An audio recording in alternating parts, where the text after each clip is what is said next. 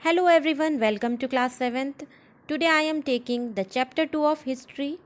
The chapter name is New Kings and Kingdoms. And in this chapter we are talking about the kings of the centuries 7th and 12th and their dynasties and emergence. So let's start. So as you all know, many new dynasties emerged after the 7th century, and with the help of map we can understand this topic. There is a map is given. In this map, there are some major kingdoms are given like Gurjar, Pratihars, Rashtrakut, Pals, Cholas and Chauhans. So, in this map, kings and their kingdoms is given. इस map में हमें क्या देखते हैं, 7th century से लेकर 12th century के बीच में जितने भी लोग राजा बने और उनका जो किंगडम था उसके बारे में इस मैप में मेंशन किया गया है। तो इनमें से कुछ राजा थे जैसे कि गुर्जर, प्रतिहार, राष्ट्रकूट, पाल्स, चौलास, चौहान्स, ये सब राजा थे और इन्हीं सबका किंगडम के बारे में इस मैप में आपको इंडिकेट किया हुआ है। So with the help of map you can understand this topic. Our next topic is the emergence of new dynasties. By the 7th century, there were big landlords or warrior chiefs in different regions of the subcontinent. Existing kings often acknowledged them as their subordinates or samantas. 7th century तक जो बड़े राजा हुआ करते थे, big landlords और warrior chiefs थे, उनके कुछ सबऑर्डिनेट्स हुआ करते थे जिन्हें कि सामंत कहा जाता था. So they were expected to bring gifts for their kings or overlords, be present at their courts and provide them with military support. तो वो राजा की बहुत मदद किया करते थे, राजा के लिए वो गिफ्ट्स भी लाया करते थे और बहुत सारी उनके इस तरह के काम किया करते थे कोर्ट से रिलेटेड, रॉयल कोर्ट से रिलेटेड, और उनको अपनी मिलिट्री सपोर्ट भी दिया करते थे. तो राजा के बाद यानी कि जो दूसरे नंबर पर दर्जा दिया गया वो सामंत लोग थे. तो सामंत लोगों ने कुछ ही टाइम में इतनी पावर और वेल्थ गेन कर ली कि वो अपने को महासामंत कहने लग गए. They declare themselves to be महासामंत और महामंडलेश्वर. It means that the great lord of a circle और रीजन एंड सो ऑन.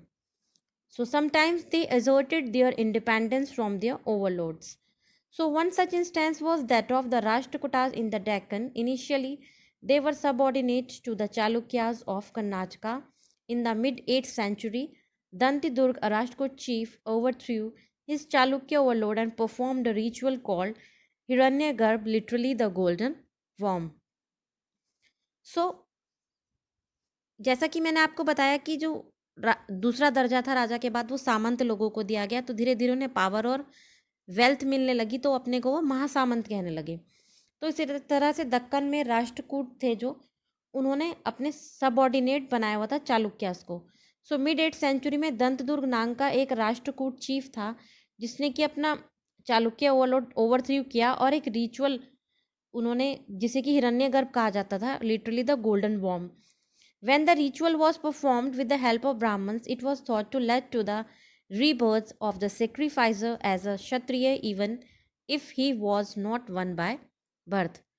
हिरण्य गर्भ में क्या होता था, हिरण्य गर्भ को गोल्डन बॉम्ब भी कहा जाता है और इस तरह के रिचुअल में जो क्षत्रिय नहीं होता था बाय बर्थ उसको क्षत्रिय बनाया जा सकता था, उसका यानी कि रीबर्थ हो जाता था. राइट.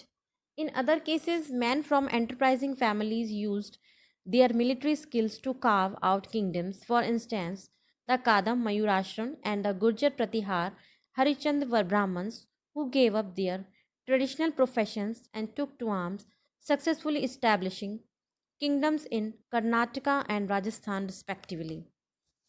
और अगर अदर केसेस में देखा जाए तो जो लोग फैमिली से थे जो अपने मिलिट्री स्किल्स यूज़ करते थे किंगडम्स को चलाने के लिए, जैसे कि कादम मयूराश्रम और गुर्जर प्रतिहार ब्राह्मण्स थे जो कि अपने ट्रेडिशनल प्रोफेशंस को सक्सेसफुली इस्टेब्लिश करके कर्नाटका और राजस्थान में किंगडम चला रहे थे. The next topic is administration in the kingdoms. तो वहाँ पर इन लोगों का एडमिनिस्ट्रेशन किस तरह का था जो इनके किंगडम्स वहाँ पर स्थापित हुए थे. Many of these new kings adopted high-sounding titles such as Maharaj, Adhiraj, Great King, Overlord of Kings, Tribhuvan, Chakravarti, Lord of the Three Worlds, and so on. सो यहाँ पर जो राजा थे वो अपने लिए हाई साउंड टाइटल्स यूज़ करते थे, जैसे कि महाराज, अधिराज, त्रिभुवन, चक्रवर्ती, इस तरह से अपने को कॉल करवाना पसंद करते थे. So, however, in spite of such claims, they often shared power with their samantas as well as with associations of traders and brahmins. और वो अपनी जो पावर थे वो अपने सामंत लोगों के शेयर करते थे. ठीक है. और वहाँ के जो पीजेंट्स, ट्रेडर्स, ब्राह्मण से उनके साथ भी अपनी पावर और वेल्थ को राजा लोग शेयर किया करते थे.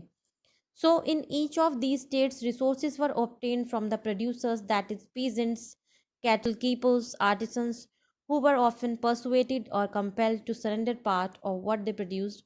Sometimes these were claimed as rent due to a lord who asserted that he owned the land.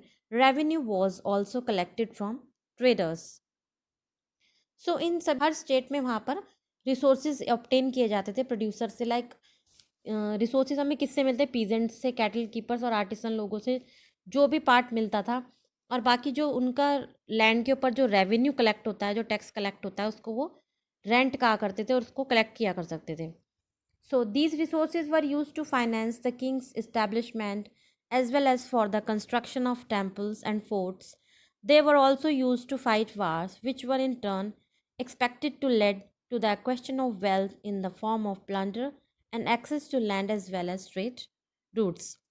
So जो रिसोर्सेज और जो पैसा वहाँ से आता था उससे राजा की जो इस्टेब्लिशमेंट की चीज़ें हैं उसको, यानी टेम्पल्स कंस्ट्रक्ट होते थे मंदिर बनाने के लिए और फोर्ट्स बनाने के लिए, किले बनाने के लिए, और वॉर्स में जो पैसा यूज़ होता था वो उस रिसोर्सेज उसके लिए यूज़ हो जाते. The functionaries for collecting revenue were generally recruited from influential families. Positions were often hereditary, and this was true about the army as well. In many cases, close relatives of the king held these positions.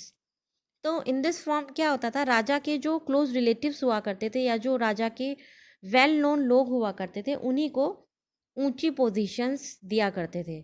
यानी किसी को जैसे कि minister बनाना है तो राजा के ही well known होते थे वो, या फिर राजा के ही क्लोज रिलेटिव्स, उन्हीं को वो पोजीशंस दी जाती थी.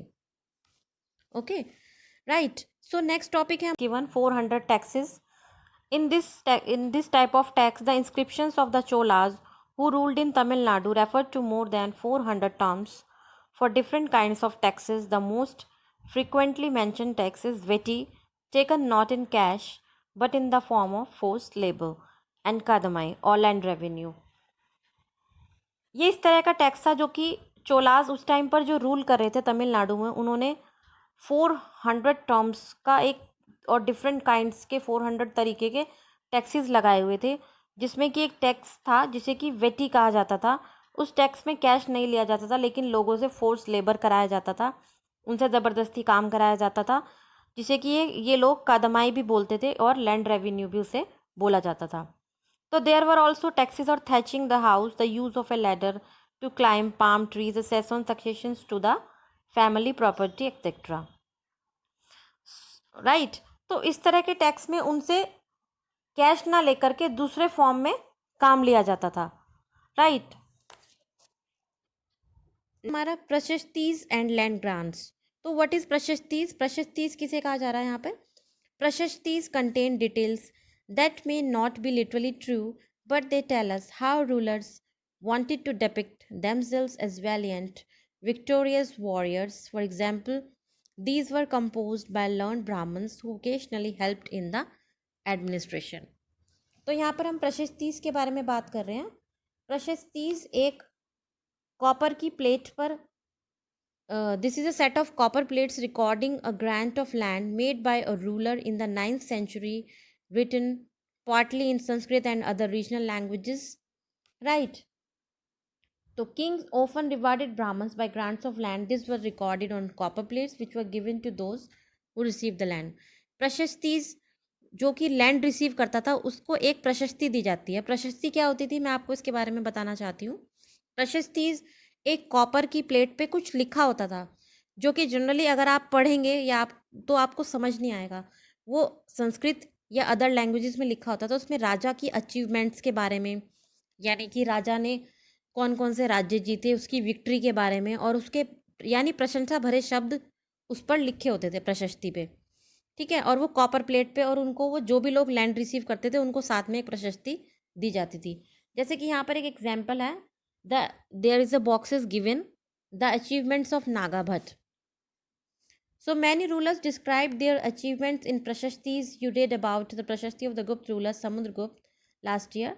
One Prashasti is written in Sanskrit and found in Gwalior, Madhya Pradesh, describes the exploits of Nagabhat, a Pratihar king, as follows. तो इस प्रशस्ति पर क्या मेंशन है, क्या रिटर्न है, मैं आपको ये अभी एक्सप्लेन कर रही हूँ. The Kings of Andhra, Sindh, Vidarbh, part of Maharashtra, and Kaling, part of Odisha, fell before him even as he was a prince. He won a victory over Chakrayudh, the ruler of Kannauj.